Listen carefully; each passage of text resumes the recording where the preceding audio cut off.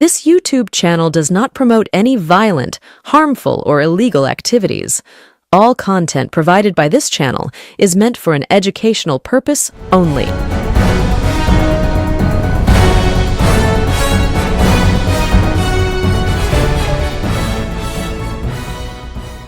নমস্কার, আমি প্রতিবেদক সায়ন্তন চক্রবর্তী। আপনারা দেখছেন বঙ্গচক্র ইউটিউব চ্যানেল। কিছু কিছু মানুষ থাকে অন্ততপক্ষে ভারতবর্ষের রাজনীতির যে ময়দান, সেই ময়দানে সেই মানুষকে বা সেই মানুষের মতামতকে আপনি পছন্দ করতে পারেন, নাও করতে পারেন।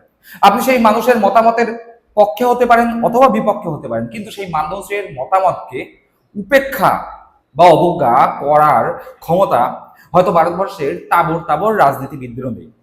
এই ধরনের মানুষ ভারতবর্ষের রাজনীতির ময়দানে খুব কম আছে।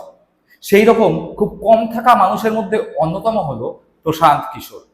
আর প্রশান্ত কিশোর নামটি যখনই আসে তার সঙ্গে সঙ্গে চলে আসে আইপ্যাক নামক এই একটি সংস্থার নাম। প্রশান্ত কিশোর এই নামটির সঙ্গে ভারতবর্ষ সবার প্রথমে যখন সুপরিচিত হয়, তখন প্রশান্ত কিশোরের যে ইমেজ, সেই ইমেজের সঙ্গে সরাসরি যুক্ত ছিল ভারতবর্ষের বর্তমান প্রধানমন্ত্রী, তৎকালীন হবু প্রধানমন্ত্রী নরেন্দ্র মোদী।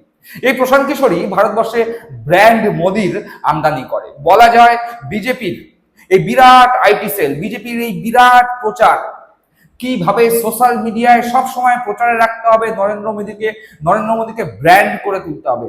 আর সমুদ্র হিমাচল, উত্তর থেকে দক্ষিণ, পূর্ব থেকে পশ্চিম, ঘর ঘর মোদী, এই যে শব্দ, এই যে স্লোগানকে পৌঁছে দিতে হবে, তার নীল নকশা যিনি করেছিলেন তিনি প্রশান্ত কিশোর।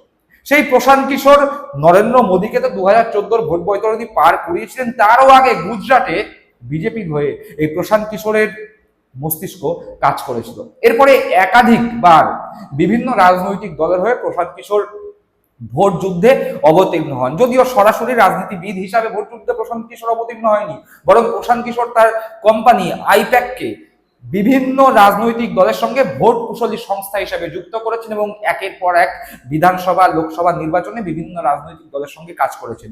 এবং প্রায় 80% ক্ষেত্রে প্রশান্ত কিশোর এবং তার আইপ্যাক কোম্পানি সংশ্লিষ্ট রাজনৈতিক দলগুলোকে সুফল দিতে পেরেছেন। তার সব থেকে বড় উদাহরণ 2021-এ তৃণমূল কংগ্রেসের সঙ্গে প্রশান্ত কিশোরের আইপ্যাক কাজ করেছিল। এবং প্রশান্ত কিশোরের সেই বিখ্যাত টুইট, যেখানে প্রশান্ত কিশোর লিখেছিলেন, BJP will not cross 2 digit, অর্থাৎ বিজেপি 2 অঙ্কের সংখ্যা পার করবে না বিধানসভায় প্রাপ্ত আসনের নিরিখে।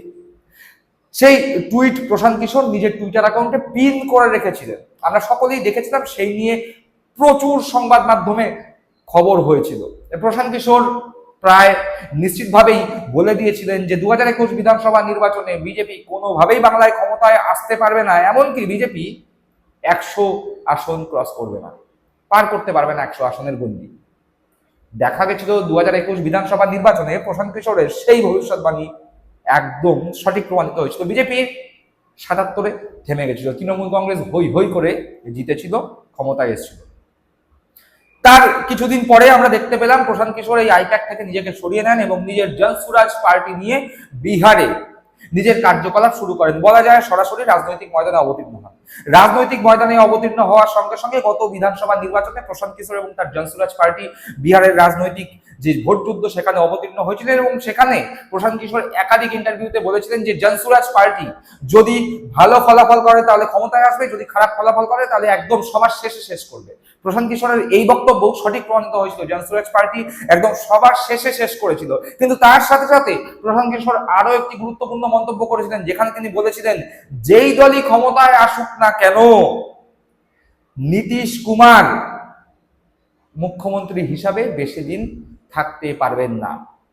আমরা দেখতে পেয়েছিলাম যে নীতিশ কুমারকে বিহারের মুখ্যমন্ত্রী হিসাবে শপথ গ্রহণ করতে ক্ষমতায় এসেছিল এনডিএ জোট, কিন্তু নীতিশ কুমার 100 দিনের বেশি মুখ্যমন্ত্রী থাকলেন না।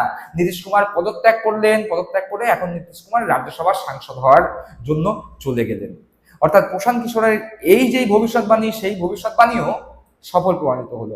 যদিও অনেকে বলতে পারেন যে এতই যখন ভবিষ্যৎবাণীতে সফল, তাহলে নিজের দল জনসুরাজ পার্টিকে জিতাতে কেন পারলেন না? এক্ষেত্রে বলাই বাহুল্য যে প্রশান্ত কিশোরের জনসুরাজ পার্টি সবেমাত্র রাজনৈতিক ময়দানে অবতীর্ণ হয়েছেন। রাজনৈতিক ময়দানের মাটি কতটা শক্ত সেটা বিচার করতেই প্রশান্ত কিশোর নিজের রাজনৈতিক দলকে ময়দানে নামিয়েছিলেন এবং একই সাথে তিনি বলেছিলেন যদি খুব ভালো ফলাফল করি তাহলে ক্ষমতায় আসবো, একক সংখ্যাগরিষ্ঠ হব, অথবা সবার শেষে শেষ করব। সে কথাও প্রশান্ত কিশোর মিলিয়ে দিয়েছেন। সেই প্রশান্ত কিশোরই আরো একবার মন্তব্য করেছেন এবং এই মন্তব্য বাংলার নির্বাচনকে কেন্দ্র করে। হ্যাঁ, ঠিক শুনছেন, আগামী 2026 বিধানসভা নির্বাচনে পশ্চিমবঙ্গে কি হতে চলেছে সেই বিষয়ে প্রশান্ত কিশোর আরো একবার মন্তব্য করেছে। এর আগে 2021 সালে প্রশান্ত কিশোর মন্তব্য করেছিল, সেক্ষেত্রে সরাসরি তিনি বলেননি তৃণমূল কংগ্রেস ক্ষমতায় আসছে, কিন্তু তিনি বলেছিলেন BJP will not cross 100 seat, অর্থাৎ বিজেপি 2 অঙ্কের সংখ্যা পার করতে পারবে না। এই মন্তব্য করেছিলেন টুইটারে, নিজের টুইটার অ্যাকাউন্টে প্রশান্ত কিশোর। এবার সেই প্রশান্ত কিশোরই মন্তব্য করেছেন বাংলার আগামী 2026 বিধানসভা ভোট যুদ্ধ নিয়ে। এখানে কি তিনি বলে দিয়েছেন যে তৃণমূল কংগ্রেস ক্ষমতায় আসবে কিনা? এখানে কি তিনি বলেছেন বিজেপি ক্ষমতায় আসবে কিনা? এখানে কি তিনি বলেছেন যে অন্যান্য কোনো নতুন দল বা কংগ্রেস সিপিএম নিজেদের শূন্যদশা কাটিয়ে সম্মানজনক আসন পাবে কিনা? না, তিনি একথা বলেননি, বরং তিনি বাংলার সব থেকে গুরুত্বপূর্ণ একটি ভোট ব্যাংক, সেই ভোট ব্যাংক নিয়ে কথা বলেছেন। কি সেই গুরুত্বপূর্ণ ভোট ব্যাংক? আপনারা সকলেই জানেন যে এই বাংলায় মোটামুটি ভাবে 70% হিন্দু ভোটার এবং 30% মুসলিম ভোটার আছে। বলাই বাহুল্য এই 70% যে হিন্দু ভোটার আছে সেই হিন্দু ভোটের মোটামুটি ভাগাভাগি হয় এবং বিজেপি সব থেকে ভালো যখন ফলাফল করেছিল তখন এই 70% হিন্দু ভোটারের মোটামুটি ভাবে 60, কোথাও 50, কোথাও 60, কোথাও 65, কোথাও 70% ভোট বিজেপি নিজেদের পক্ষে সিকিউর করতে পেরেছিল। কিন্তু মুসলিম যেই 30% ভোট, সেই 30% ভোটের 90 থেকে 95% তৃণমূল কংগ্রেস নিজেদের পকেটে রাখতে সমর্থ হয়েছিল। এবং এখানেই সিঁদুরে মেঘ ডেকেছিল বিজেপি। 2021-এ যেমন আইএসএফ নামক একটি দলকে রাজনৈতিক ময়দানে অবতীর্ণ করে তৃণমূল কংগ্রেসের মুসলিম ভোট ব্যাংক ভাঙার একটি চেষ্টা করেছিল বিজেপি, সেই চেষ্টায় তারা ব্যর্থ হয়েছিল। একই রকম ভাবে 2026 বিধানসভা নির্বাচনের আগে আইএসএফ এর পাশাপাশি তৃণমূল কংগ্রেস থেকে বিতাড়িত হুমায়ুন কবিরকে সামনে রেখে, বাবরি মসজিদের আবেগকে সামনে রেখে জনতা উন্নয়ন পার্টি, যেটার বর্তমান নাম আম জনতা উন্নয়ন পার্টি হয়েছে, সেই জনতা উন্নয়ন পার্টিকে নামিয়েছে মার্কেটে। লক্ষ্য একটাই, তৃণমূল কংগ্রেসের ভোট ব্যাংকে বা তৃণমূল কংগ্রেসের সংখ্যালঘু ভোট ব্যাংকে ধস নামানো। কিন্তু প্রশান্ত কিশোর কি বলছেন? প্রশান্ত কিশোরের মন্তব্য একদম সুস্পষ্ট। তিনি বলছেন বা তার মতামত, তৃণমূল কংগ্রেসের সংখ্যালঘু ভোট ব্যাংক, সেই সংখ্যালঘু ভোট ব্যাংকে আগামী 2026 বিধানসভা নির্বাচনে কোনো রকম প্রভাব পড়বে না। বলা যায় যে তৃণমূল কংগ্রেসের সংখ্যালঘু ভোট ব্যাংক অটুট থাকবে, ইনট্যাক্ট থাকবে। কিন্তু কিছু কিছু বিধানসভা আসন যেমন ভরতপুর বা ভাঙড়, এ সমস্ত ক্ষেত্রে আইএসএফ বা জনতা উন্নয়ন পার্টি, যে সমস্ত পার্টি আছে, তারা হয়তো সেই সমস্ত একটা দুটো আসনে নিজেদের পক্ষে মুসলিম ভোট আনতে পারবে, কিন্তু বাদবাকি অধিকাংশ আসন, প্রায় 100টির কাছাকাছি বিধানসভা আসন যেখানে নির্ণায়ক ভূমিকা নেয় সংখ্যালঘু ভোটাররা, সেই 100টির কাছাকাছি বিধানসভা আসনে মুসলিম ভোট ব্যাংক তৃণমূলের পক্ষেই থাকবে এবং তা অটুট থাকবে। 2021, 2024 বিধানসভা এবং লোকসভা নির্বাচনে যা তৃণমূলের ভোট শতাংশ ছিল মুসলিম ভোট ব্যাংকের বা সংখ্যালঘু ভোট ব্যাংকের, সেই ভোট ব্যাংকে ফাটল ধরার কোন রকম সম্ভাবনা অন্ততপক্ষে এই মুহূর্তে দাঁড়িয়ে নেই প্রশান্ত কিশোরের মতামত অনুযায়ী। আর প্রথমেই যে কথা বললাম যে আপনি প্রশান্ত কিশোরের মতামতকে সমর্থন করুন অথবা তার বিপক্ষে বলুন। প্রশান্ত কিশোরের মতামত আপনার পছন্দ হোক অথবা অপছন্দ হোক, কিন্তু প্রশান্ত কিশোরের মতামতকে উপেক্ষা বা অবজ্ঞা করার মতো এই মুহূর্তে ভারতবর্ষের রাজনীতিতে, বিশেষ করে বাংলার রাজনীতিতে কোনো নেতা হোতা নেই। বলাই বাহুল্য, তৃণমূল কংগ্রেসের মুসলিম ভোট ব্যাংক যদি অটুট থাকে এবং এই 100টি বিধানসভা আসন যেখানে মুসলিম ভোট ব্যাংক নির্ণায়ক ভূমিকা গ্রহণ করবে, সেখানে যদি তৃণমূল কংগ্রেসের মুসলিম ভোট ব্যাংক অটুট থাকে, তাহলে এই 100টি আসনে জিতেই তৃণমূল কংগ্রেস নিজেদের বিধানসভা ভোটের যে অভিযান, সেই অভিযান শুরু করতে চলেছে। সংখ্যাগরিষ্ঠতার জন্য আর মাত্র দরকার 48টি আসন তৃণমূল কংগ্রেস হেসে খেলে পেয়ে যাবে। বরং বলা যায় যে এই 100টি আসন বাদ দিয়ে বাদ বাকি যে 194টি আসন, সেই 194টি আসনের ক্ষেত্রেও যে সমস্ত মুসলিম ভোট ব্যাংক রয়েছে, সে সমস্ত মুসলিম ভোট ব্যাংক তৃণমূল কংগ্রেসের পাশেই থাকবে। বরং বাদ বাকি যে সমস্ত হিন্দু ভোট ব্যাংক রয়েছে, সেই হিন্দু ভোট ব্যাংকের 35 থেকে 40% ভোট যদি তৃণমূল কংগ্রেসের পক্ষে আসে, তাহলে তৃণমূল কংগ্রেস 220, 230 আসন পার করে গেলেও অবাক হওয়ার কোনো অবকাশ থাকবে না আগামী 2026 বিধানসভা নির্বাচনের পরে।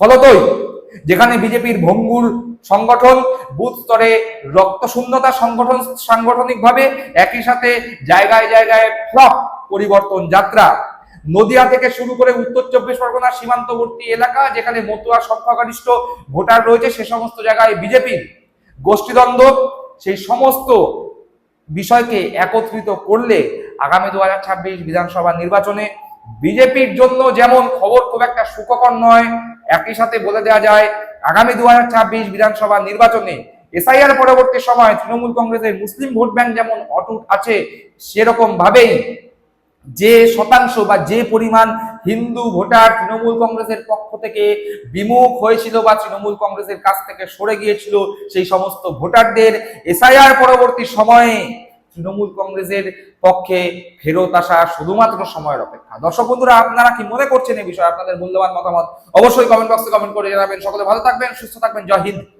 বন্দে মাতরম।